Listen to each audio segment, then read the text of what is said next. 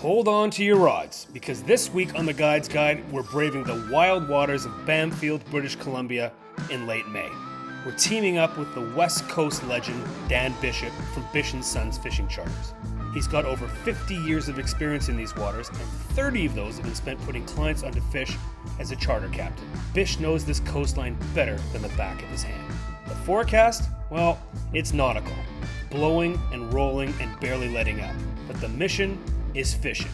From local hotspots to favorite flashers and dialing in lure presentation, we pushed through 2 days of seriously tough conditions and still managed to put a few beautiful fish in the box.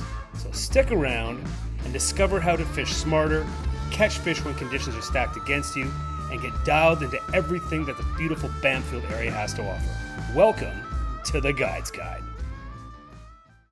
We're going to meet Dan Bish from Bish'n'Sons, and he's got a beautiful boat here. Morning, Bish. How you doing? Morning, guys. How you doing? Yeah, really good. Nice to see you again. Left-handed because I'm holding the camera. How's the weather looking out there? A little snotty, but Yeah. we'll go and see what we can do. Yeah, exactly, right? At least the rain stayed away. It was raining this morning, but it seems to stop now, so that's kind of nice. Yep. Beautiful boat. We'll get out there and see what the corner looks like when we poke our nose out. Yeah.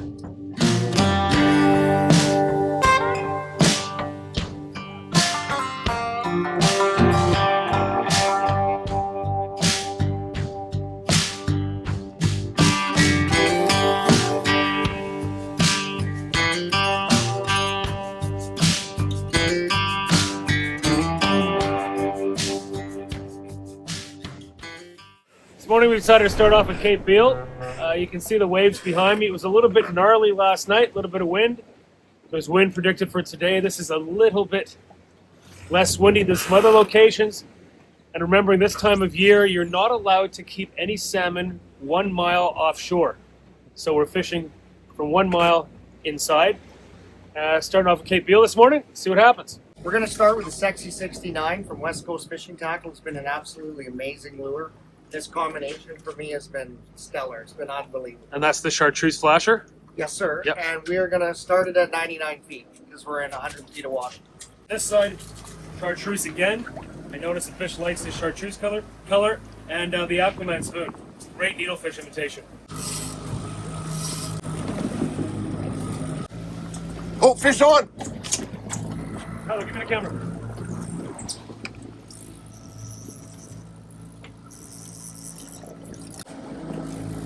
I don't think there's anything there anyway. No, not when the flasher's flipping like that. Okay, we had one hit there. Mister, gear back down. We've got lots of bait here. We got some fish. Go ahead. Total depth here's 120 feet. That guy hit at 99 feet. On that Aquaman, which is a wonderful needlefish imitation. Oh, yeah.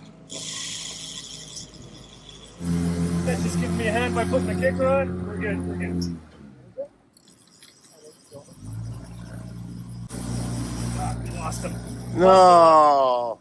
Son of a... That was a nice fish. Yeah, he took some good runs there.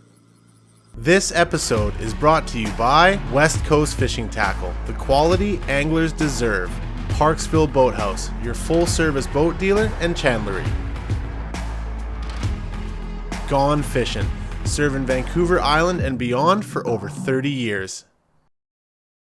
There's a rig system that comes out off a little Beal, which is that point right there, and it holds bait on both sides of it. And then in August, we'll tack down the side of it and go down that way. That rock over there looks like an arrowhead. It's called Spike Rock. That's Lawson Point. It's really good fishing all through there in August when our fisher is sound. I like to troll anywhere between 2.5 knots and 3 knots.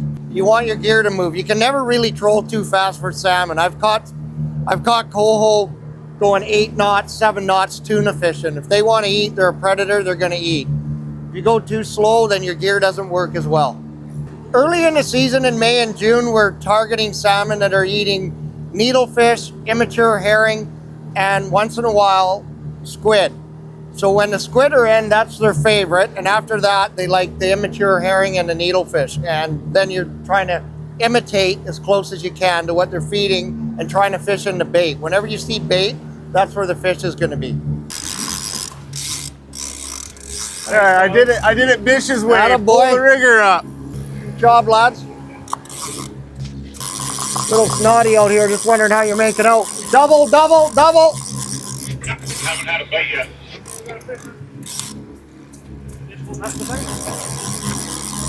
Got a double header here. Nice fish. This one Okay. feels solid. Oh, it's not very big. We should let that go. Yeah, we'll let that go. It's legal, but we'll let it go. We're gonna let this one go, guys. It's probably just legal, but we'll let him fight to live, or live to fight another day.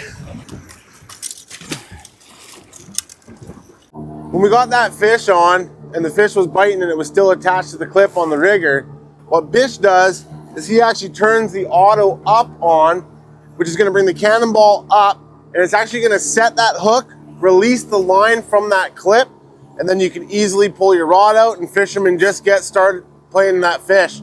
It's kind of an interesting way of doing it, and nothing we've seen on the show before. When did you start doing that, Bish? About 5 years ago, 5 or 6 years ago. It's been working great for you. Yeah, it's just easier on your gear. It's easier on everything. It takes, when you're guiding, you get a lot of people that don't have a lot of experience. So it just takes all the guesswork out of everything. You just get them to grab the rod and start winding. If it doesn't come off the clip, it's usually undersized anyway, so we're just going to release it. But anything that's 8 or 10 pounds or bigger, it snaps it off the clip and you got the fish on. James has done another nice one here. That's a little better.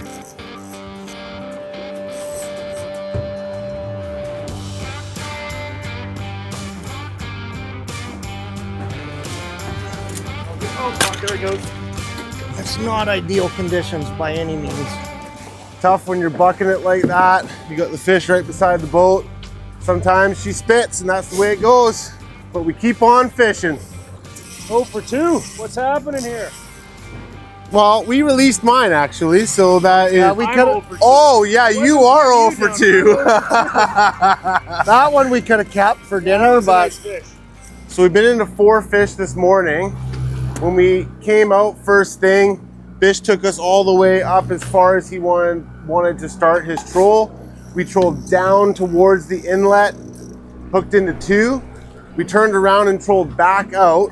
Didn't hit anything, so the fish didn't like us trolling that way. As soon as we did that hard left turn, we hit 2 right away. We know that the fish like us going in this direction, but we seem to be hitting the majority of the fish right towards the outside of that tack and then coming in. So probably The third one of the day. Let's see if we can keep this one on. third time's a charm, eh, James? Head bucking pretty good there. okay, I'm gonna swing by you guys and I'm gonna get that downrigger out of the way because you never want to lose a fish in a cannonball. There's just no reason for it. Come on. No way, you still got him. Come on. Flashers do not slip sideways on their own. Oh, it's little. Little guy. Yeah. We're gonna release this guy. He's a little one.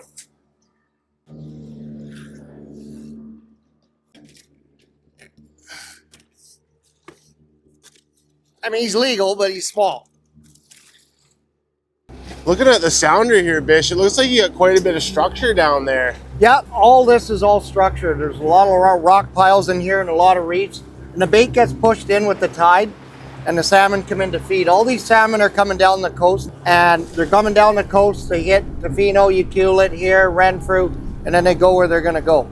And how's the bottom fishing in these areas? I mean, you got islands all around here. I can only assume there's a ton of pinnacles. There's a lot of people fishing this area, so it's a little bit worn out. But if you go around the corner towards Pachina and towards Cape Beal, the lingcod fishing's decent. And then Halley fishing, you're going offshore. We're going offshore. I generally go out onto the bank because it's just easier and you can get it done quick. And then you can come back in and try and get your salmon fishing tied Right. up.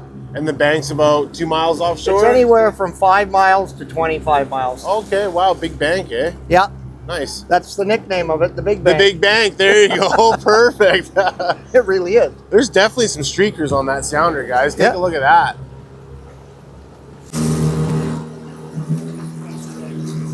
That was a nice hit, guys. Took it right off the cliff. Imagine that. Chartreuse flasher with a sexy 69 on the end of it. Who knew? Who knew? You're like a bit of a rod hog there, Tyler. That was definitely your fish. You were there, man. That's the way it goes. Coming at you. That's a keeper.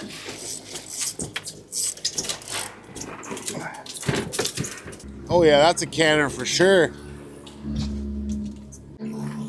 All right, guys, so that's 6 fish we've had to the boat this morning. The ticket that's been working for us is the chartreuse flasher and this little sexy 69 that imitates the needlefish in the area. It's on fire. Okay, buddy, you're up next. I'll do my best. And hogging the rod a little bit here today, so Tyler's up next. Great to fish with Bish. It's nice to be on the boat with a team member as always. To check out their areas and get to know what's going on around the island and down south. Definitely. And Bamfield's an area that's accessible for people who want to bring their own boats here and launch them. But I highly recommend, if you get the opportunity, to hire this guy. Well worth it. He's been doing it for 30 years. I'm just pulling the gear because it's rough. So I want to turn quickly. So when I pull the gear and wind it up, then I can turn towards the downrigger that's down and I won't tangle my gear and I won't cut anything off in my props. One of the most common questions you guys ask in the comments is why we're using fly reels. And these are not actually fly reels. These are a purpose-built mooching reel specifically for motor mooching and using on the downrigger. They are similar to a fly reel in that they do have a 1-to-1 gear ratio, and they are a single action reel. We've affectionately nicknamed them as knuckle busters because when the fish is peeling line, your spool is spinning. So you always want to palm that reel to let that fish run. And then when you need to reel in, you grab those paddles and just start reeling. If it wants to run again, let it run. Those paddles are gonna swing around as that fish is taking line. Not quite a fly reel, similar built to a fly reel, but a purpose-built mooching reel right here. That's what we're using. Nice. Feels like a good fish. Whoa, yeah, there he goes. Woo!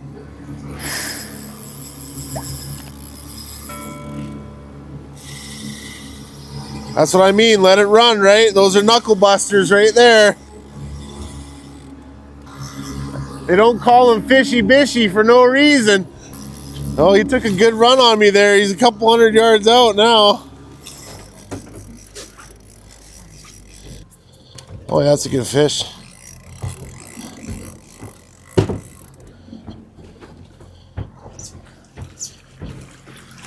There he is. That's a good canner right there. I think that's even a little bigger than the last one by a pound or two. Yeah, that's a nice fish. That's the setup right there. The Aquaman and the chartreuse flasher. About a 4-foot leader on that this time of the year.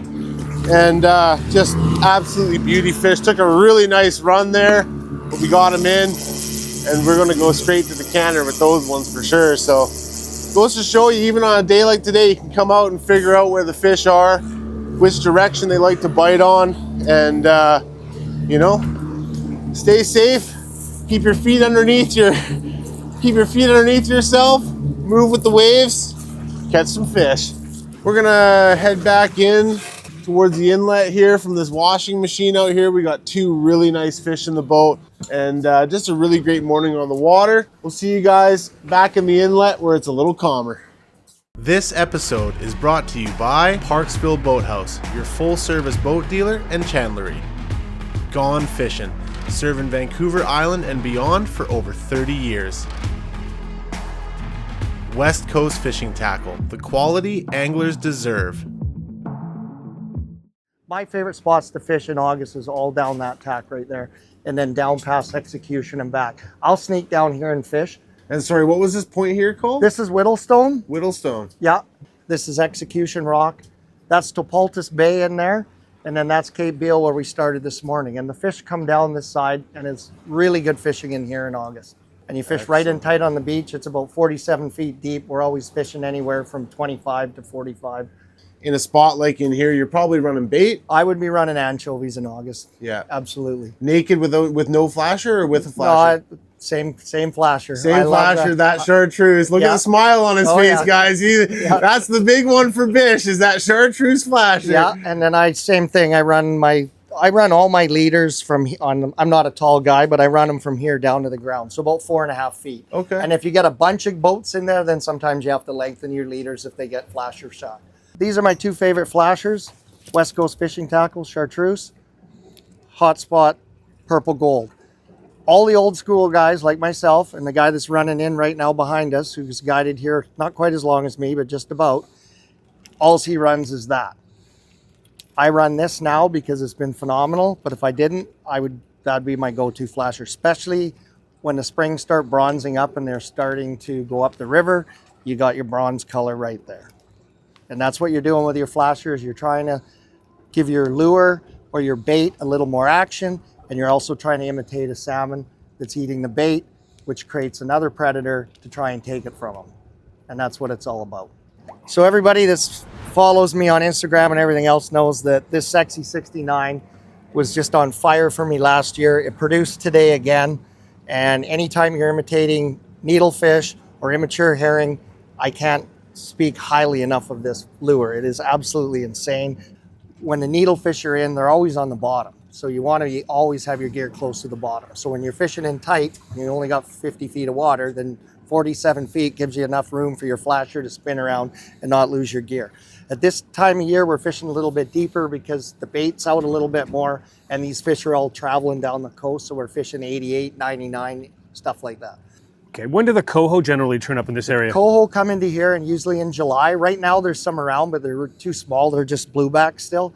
But in July last year, we got some really nice fish up around 15 pounds, 14 pounds. And we were getting them at Sanford over here, and we were getting them through the whole system. But Sanford and Whittlestone are well known for producing Chinooks and coho. And then on the bank when they open, well, they're open right now, sorry. When they get bigger and they're on the bank, you're allowed hatcheries only. So you're allowed 2 out there. In here, you're allowed 1 and 1.